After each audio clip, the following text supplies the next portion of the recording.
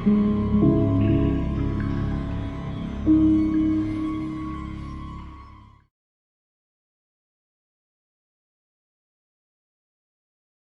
are two famous Banholzer houses near the location of the former Banholzer Brewery in St. Paul, Minnesota.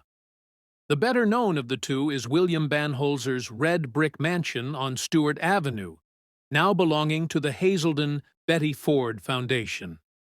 The other is Frederick Banholzer's white wooden house on Butternut Street. Today, we will be exploring the tunnels underneath both of them. To debunk one long-standing rumor, the tunnels do not humanly connect directly to either house. Located about 40 feet below street level, they are private sewer tunnels carved in sand rock during the 1880s, draining to the cliffs of the Mississippi River. These tunnels end directly under each house, where a drill hole through the overlying Platteville limestone bedrock connects to the house utilities. Cast iron pipes descending from each house through the drill holes discharge raw sewage to the tunnels. These interconnecting tunnels are now considered part of the Sumac Street sewer. As such, the tunnels under the mansions can only be accessed via the nearby Banholzer Brewery Cave. And so that is where we will begin our adventure.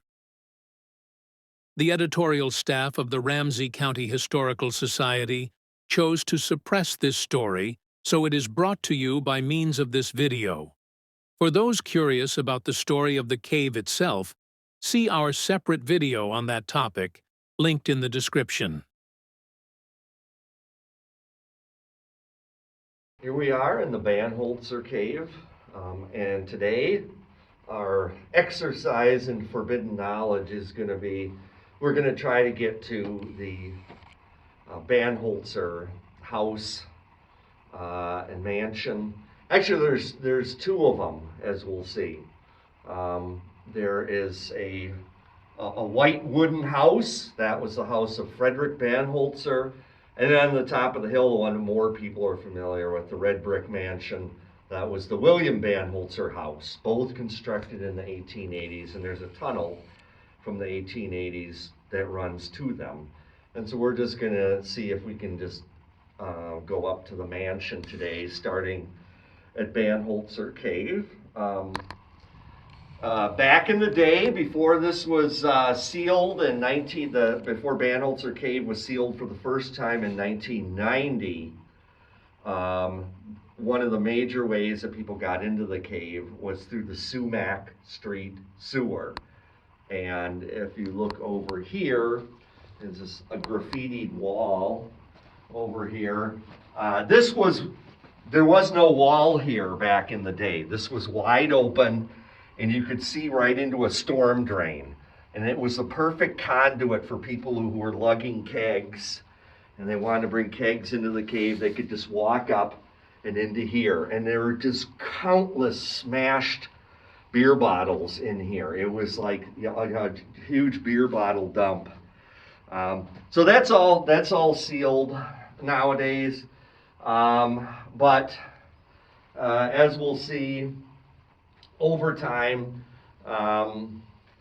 industrious people have dug around this obstruction, and so you can once again access the Sumac Street sewer, which we will be doing, and that ultimately leads into these old Banholzer Mansion tunnels, or we'll find out if they do. So let's get going on that then.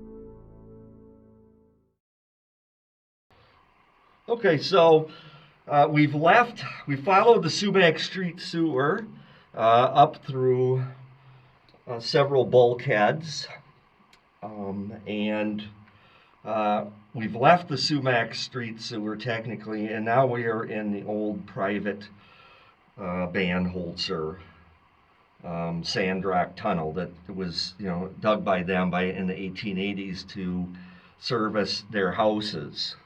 And you can see on the floor here, there's no longer used. This is what's called a bell and spigot construction, these clay pipes that used to carry the sanitary sewage out to the Mississippi River, but of course that's not allowed nowadays. So any sewage from these properties has to go through, like other means. So as we're walking up this tunnel here, we've come to the first side passage. Okay, and this is the side passage leading towards the Frederick Banholzer house. Now, when you're on the surface and you look at this, it's that huge white wooden house there along, right on Butternut. And that is on Sumac, I believe. And so I'm gonna go up here and just have a look and see what the terminus is. There's all sorts of debris on the floor here, including, strangely enough, rubber vehicle tires. I don't know how that kind of thing got down here, but and again, there's no sign of flowage or anything down here. We're getting pretty good air current in some places. So we're just going to continue then.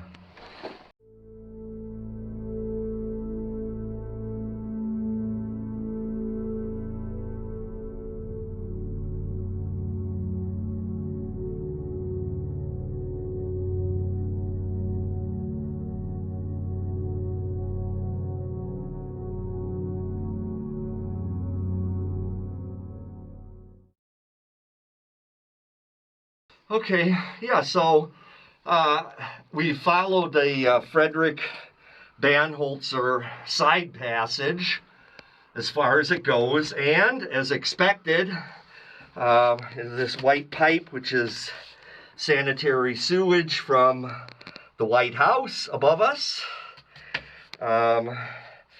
It goes to a place where there is a vertical drill hole through the Platteville limestone. It goes up to the, so we're at the end of walkable passage here. So no busting into a yeah. So if you expect to enter a banquet room or get some wine, and hobnob with a rich and famous brewers, and now forget it. All right. I kind of labored breathing here. The air is warm and fetid. This is a stagnant dead end, of course. You can see here the wall is covered with what are called vermiculation. See these little spots on the wall. And this is from moisture. These are from like little drops of moisture forming and over the ages. And they just tend to form this vermiculated pattern as it's known. But it's pretty dry in here right now. But this passage is cluttered with various kinds of debris. I said we found a vehicle tire. Another thing we found was looks like for a dollhouse. A little plate, yeah. a porcelain plate for a dollhouse, or maybe it would hold one coffee mug or something. I'm not sure, but it's pretty small for a teacup. That somehow made its way down here into this passage down here. Well, okay, so we're done with this, and now we're going to go on to the other Banholzer relative. Follow the tunnel up to his place on the top of the hill and see how that goes. So, without further ado. Okay, so this is really remarkable. As we were walking through the Frederick Banholzer passage, the Sandrock Passage that leads to his house, it was dug out in the 1880s.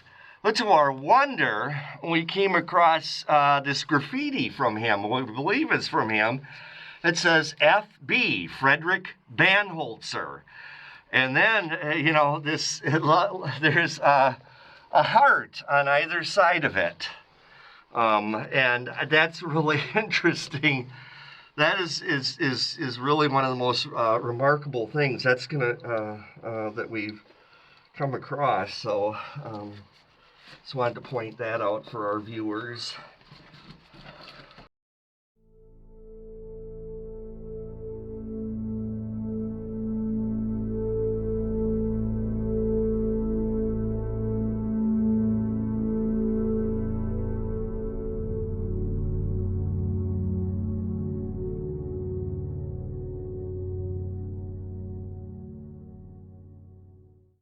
Okay, so we're at the end of the line now, and this is where we followed the William Banholzer passage. Now it's come to a dead end where the pipe, as expected, goes up through a drill hole through the Platteville limestone up to that red brick mansion at the top of the hill on Stewart Avenue. So we know precisely where we are, and that is, of course, the Hazelden facility nowadays. So it also, just by looking around it here at the debris, it appears that this is probably one of the more remoter party rooms under the city of St. Paul. Man, you have to go through multiple bulkheads and tight spots and low spots to get here. So it is very far in. But we found some vaping equipment and that sort of thing here. Okay, so the upshot of this is that neither passage, the one to Frederick Banholzer house or the one to William Banholzer house, they didn't actually connect to the banquet hall. Didn't connect to the house itself. But we did see something interesting along the way, which we're going to check out.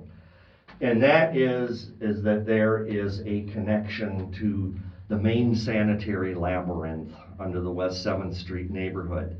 And if that is true, then basically Banholzer Cave has been connected up, so to speak, with the Stallman cellars under the Schmidt Brewery under West 7th Street.